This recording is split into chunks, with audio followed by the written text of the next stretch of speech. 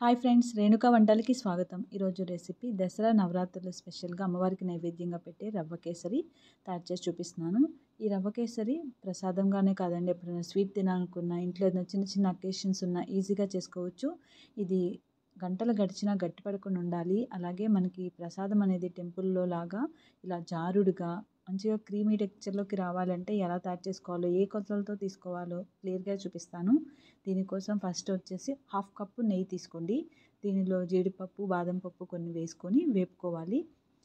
అలాగే ఇవి కొంచెం వేగిన తర్వాత 1 టేబుల్ స్పూన్ కిస్మిస్ కూడా వేసి వేపుకోవాలి. ఈ నట్స్ అన్నిటిని ఇలా మంచిగా దోరగా వేపుకొని తీసి పక్కన ఉంచుకోండి. నేను చెప్పిన కొలత ప్రకారం మీరు ఇంగ్రీడియంట్స్ తీసుకుంటే మీకు కేసరి అనేది పర్ఫెక్ట్గా వస్తుంది.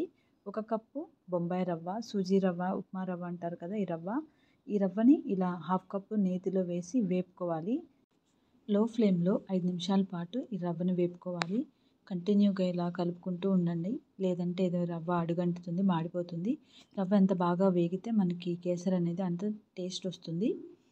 సో ఫ్రెండ్స్, ఈ రవ్వ వేగిన తర్వాత దీనిలోకి ఎసరు వచ్చేసి చల్లటి నీళ్లు యాడ్ చేయకూడదు, వాటిని విడిగా కాగపెట్టుకోవాలి. కాబట్టి ఇలా వేరొక గిన్నెలో మనం రవ్వ ఏ కప్పుతో తీసుకున్నామో ఆ కప్పుతో 4 కప్పుల నీళ్లు తీసుకోండి.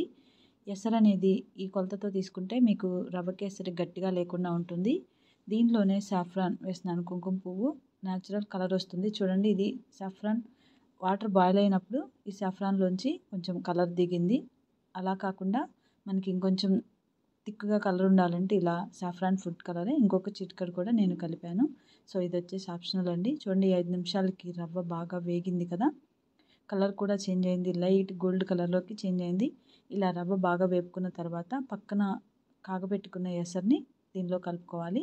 సో దీనిలో చల్లటి నీళ్లు పోయకూడదు అనమాట, వేడిగా ఉన్న నీళ్లు పోయాలి. కాబట్టి విడిగా ఇలా కాగబెట్టుకోండి. ఈ రెండింటిని ఇలా కలుపుతూ ఉంటే చాలా త్వరగానే దగ్గరకు అవుతుంది.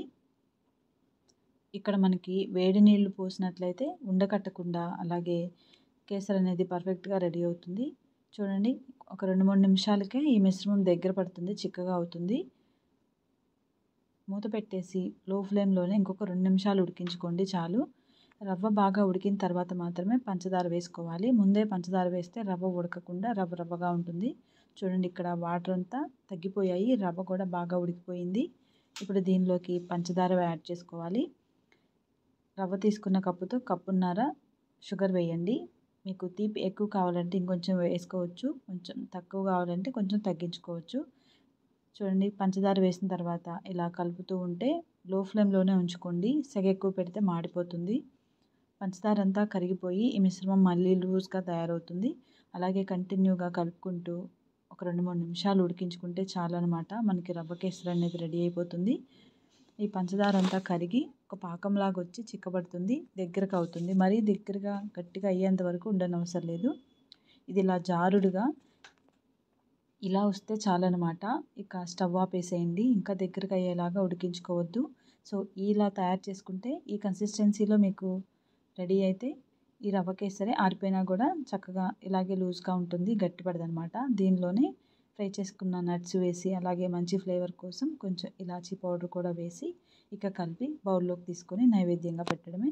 చూస్తారు కదా ఫ్రెండ్స్, చాలా ఈజీగా చేసుకోవచ్చు. అయితే నేను ఈ వీడియోలో చూపించినట్లుగా కొలతల ప్రకారం తయారు చేసుకున్నట్లయితే మీకు రవ్వ కేసరి చాలా బాగా వస్తుంది, నోట్లో ఇట్టే కరిగిపోతుంది, కమ్మగా ఉంటుంది. సో ఫ్రెండ్స్, మీరు ఇలా తప్పకుండా ట్రై చేయండి.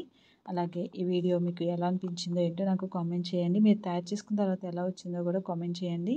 ఈ వీడియోని లైక్ చేస్తూ షేర్ చేయండి friends. Thank you for watching.